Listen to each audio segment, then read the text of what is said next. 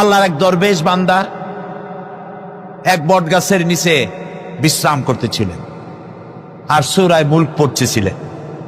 এই আয়াতের কাছে এসেছেন, হাল তারা মিন ফুতুর, দেখতে পাও কোনো ভুল?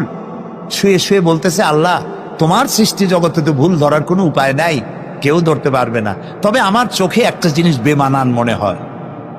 ভুল ধরতে কারো ক্ষমতা নেই, একটা জিনিস আমার কাছে বেমানান লাগে।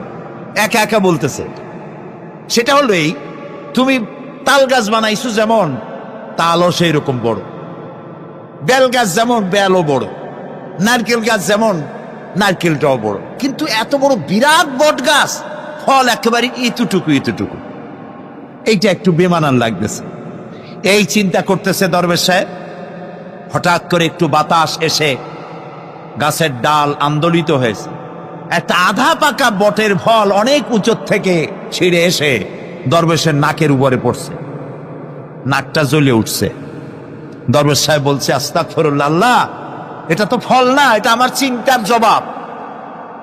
আমি চিন্তা করতেছি গাছ আনমান ফল হয় নাই, তাল গাছ যেমন ফল যেমন, বট গাছ যেমন ফল যদি ওই আকারে হইতো, ফলটা যে পজিশন নিয়ে আমার নাকে পড়ছে, এতে তো আমার নাকও যাইতো মাথাও যাইতো।